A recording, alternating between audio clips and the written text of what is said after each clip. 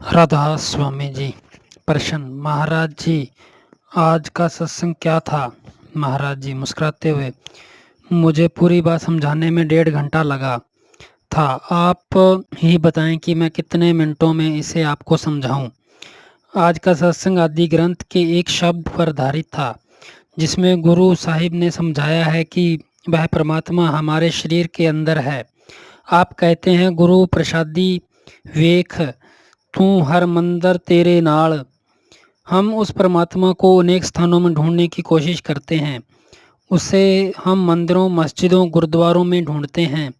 हिमालय पर्वत पर उसकी खोज करते हैं। उसे पाने के लिए साधु संतों, महात्माओं के सत्संग सुनते हैं, जटा रखते हैं, विभूति लगाते हैं, कान पड़वाते हैं। वे सब तरीके हम मालिक को पाने के लिए ही अपनाते हैं। पर इन शब्द में गुरु साहिब प्यार के साथ समझाते हैं कि परमात्मा कहीं बाहर नहीं, हमारे शरीर के अंदर है। महात्मा कहते हैं कि अगर कोई सच्चे और सच्चा गुरुद्वारा, मंदिर, मस्जिद, ठाकुर द्वारा या गिरजा है तो वह केवल हमारा शरीर है। किसी भी महात्मा की वाणी पर खुले दिल के साथ विचार करें तो यही पता लगेगा कि परमात्मा हमारे शरीर के अंदर है। ऋषि मुनियों ने हमारे शरीर को नर नारायणी देह कहकर समझाया है। यह वह देह है जिससे नारायण ने खुद पैदा किया है, जिसके अंदर नारायण खुद बैठा है और जिसके अंदर हमारी आत्मा नारायण होने का गौरव प्राप्त कर सकती है। हजरत ईसा ने हमारे शरीर को जिंदा खुदा का मंदिर कहा है कि वह यह मंदिर है जिसके अंदर मालिक मिल सकता है। गुरु साहिब इसी शब्द के आगे फरमाते हैं, हर मंदिर ए शरीर है, ज्ञान रतन प्रगट होए।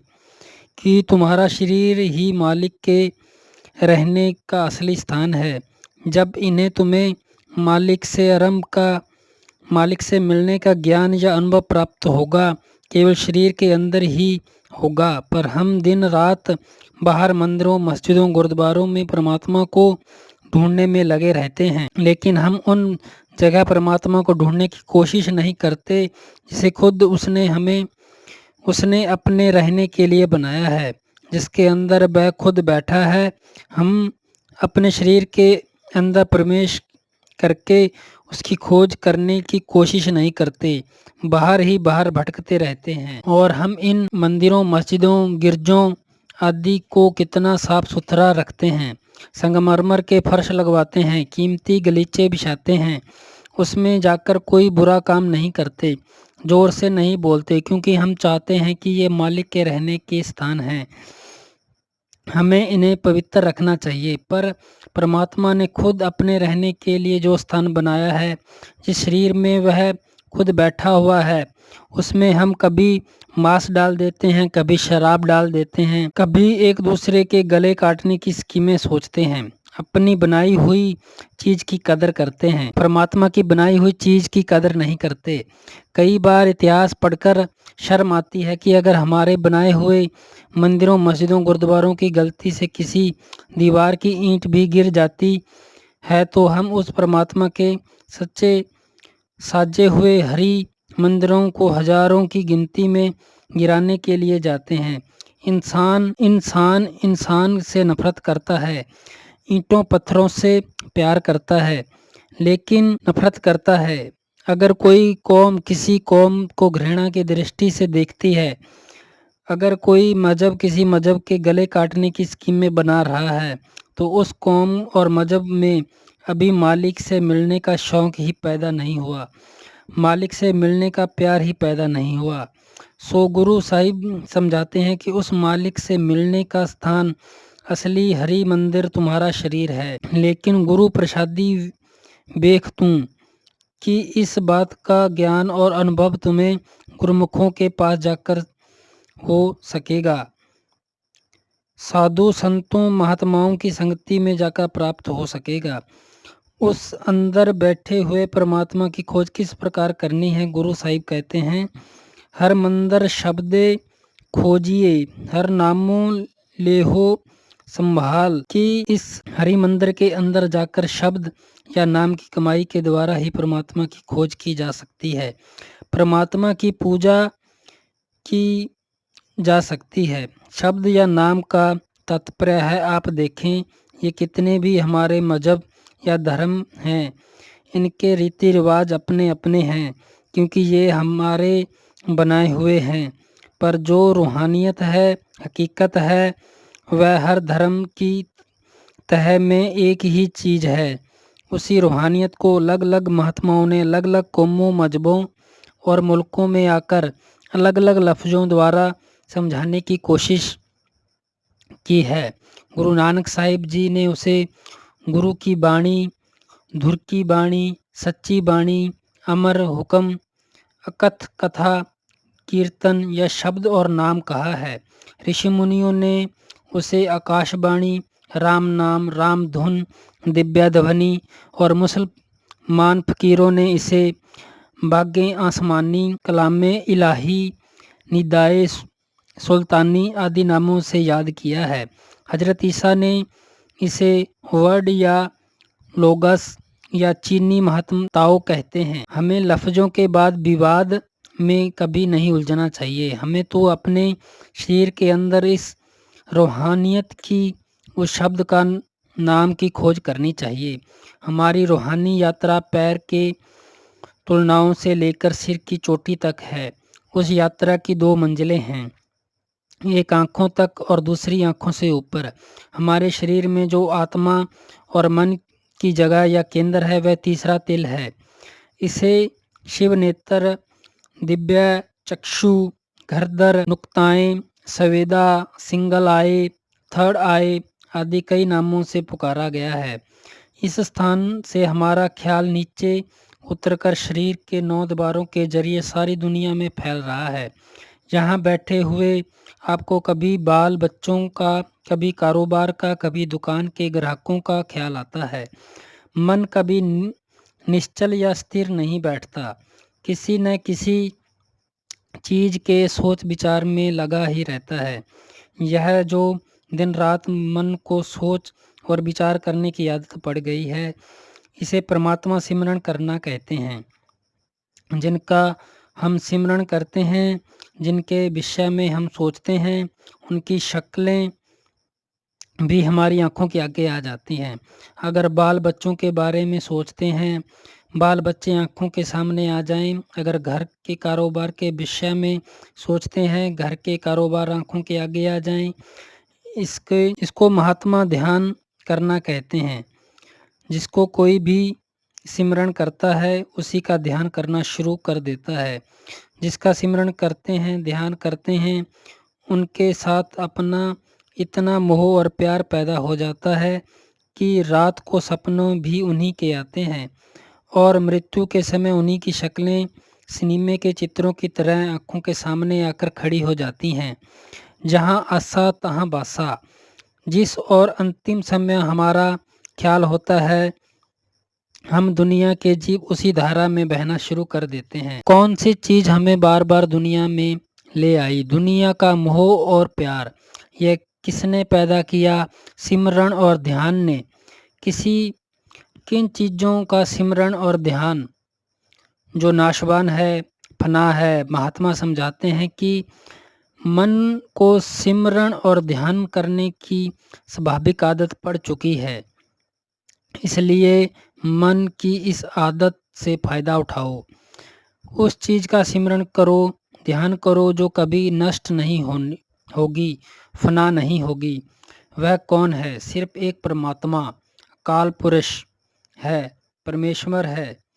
महात्मा हमें उसके नाम का सिमरन और ध्यान करने का तरीका बताते हैं, जिसके द्वारा हमें अपने फैले हुए ख्याल को 9 द्वारों में से वापस आकर आँखों के पीछे इकट्ठा करना है। गुरु अमरदास जी फरमाते हैं, 9 दर ठाके धावत रहाए, 10वें निज घर बासा पाए, ओथे अनहद शब्द बाजे दिन राती, गुरमती शब्द सुनावणिया। इकट्ठा करोगे कि जब तुम 9 द्वारों में से ख्याल को निकालकर आंखों के पीछे इकट्ठा करोगे, तुम अपने घर के दरवाजे पर पहुंच जाओगे। उस घर के दरवाजे की क्या निशानी है? उस बिंदु या केंद्र पर सबके अंदर अनहद शब्द धुनकारें दे रहा है। वह मीठी से मीठी, सुरीली से सुरीली आवाज़ जो मालिक की दरगाह से आ रही है, वह चारों और ठगों के अंदर भी है, वह चोरों और ठगों के अंदर भी है, साधु संत महात्माओं के अंदर भी है। वहाँ न किसी कौम का सवाल है, न किसी मजहब का सवाल है, न किसी मुल्क का। कोई हिंदू होकर अंदर जाए, सिख या ईसाई होकर अंदर जाए, जो भी भाग्यशाली अपने ख्याल को आंखों के पीछे इकट्ठा करता है, वह अपने अंदर उस शब्द की आवाज़ को सुनना शुरू कर देता है, शब्द के प्रकाश को देखना शुरू कर देता है। उस आवाज़ के द्वारा हमें अंदर अपने घर का रुख तय करना है और उस प्रकार के द्वार अपने घर का रास्ता देखना है। इस प्रकार हमें अपने शरीर की ओर आना शुरू कर देना है। परमात्मा ने हर एक की आंखों के पीछे वह आवाज़ भी रखी है और वह प्रकाश भी। इसलिए गुरु नानक साहिब कहते हैं, अंतर जोत निरंतर बाणी, साचे साहिब क्यों लिवलाई, कि सबकी आंखों के पीछे ज्योति जल रही है और ज्योति के अंदर से मीठी और सुरीली आवाज़ पैदा हो रही है। जो खुशकिस्मत जीव उस ज्योति के दर्शन करते हैं, उस आवाज़ को पकड़ते हैं, सच्चे साहिब स्यों लिवलाई, उसका दुनिया में से मोह और प्यार निकल जाता है और परमात्मा के साथ मोह और प्यार हो जाता है। हजरत ईसा कहते हैं, अगर तुम एक आँख वाले बन जाओगे, तुम्हारा पूरा शरीर प्रकाश से भर जाएगा। उसका भाव है कि अगर हम 9 द्वारों के से ख्याल को समेटकर आँखों के पीछे इकट्ठा करेंगे, तो हमें अपने अंदर नूर ही नूर, प्रकाश ही प्रकाश दिखाई देना शुरू हो जाएगा। स्वामी जी महाराज भी कहते हैं कि जब हम अपने ख्याल को समेटकर आँखों के पीछे ले जाएंगे, सिमरन के द्वारा मन को आँखों के पीछे, आँखों के केंद्र पर लाकर ज्योति में ठहराएंगे, तो हम द्वैत से एकता में आ जाएंगे। बसो तुम आए नैनन में, सिमट कर एक यहाँ होना, दुई यह दूर हो जावे, दृष्टि जोत में धरना। गुरु अमरदास जी कहते हैं, जिन अंतर शब्द आप पछाणे, गत मित तिन ही पाई, कि मालिक से मिलने की सच्ची युक्ति, सच्ची खुशी उन्हीं गुरमुखों को प्राप्त होती है जो अपने ख्याल को अंदर शब्द में लीन कर देते हैं, नाम में लीन कर देते हैं। इसी को महात्माओं ने सच्चा शब्द और सच्चा नाम कहकर याद किया है। परमात्मा ने इसी शब्द के जरिए सृष्टि की रचना की है और इसी शब्द के आधार पर खंड ब्रह्मांड खड़े हैं। गुरु साहिब का कथन है, शब्दे धरती शब्दे आकाश, शब्दे शब्द भय प्रगास, सगली सृष्ट शब्द के पाछे, नानक शब्द घटे घट अच्छे। कि उस शब्द ने धरती पैदा की है, सूरज और चंद्रमा पैदा किए हैं, उस शब्द ने सारी दुनिया की रचना की है और वह शब्द सबके अंदर धुनकारें दे रहा है। जब तक हम अपने ख्याल को अंतर में उस शब्द के साथ नहीं जोड़ेंगे, हमारा देह के बंधनों से किसी हालात में छुटकारा नहीं हो सकेगा। इसलिए महात्मा उसे सच्चे शब्द कहते हैं। राधा स्वामी जी।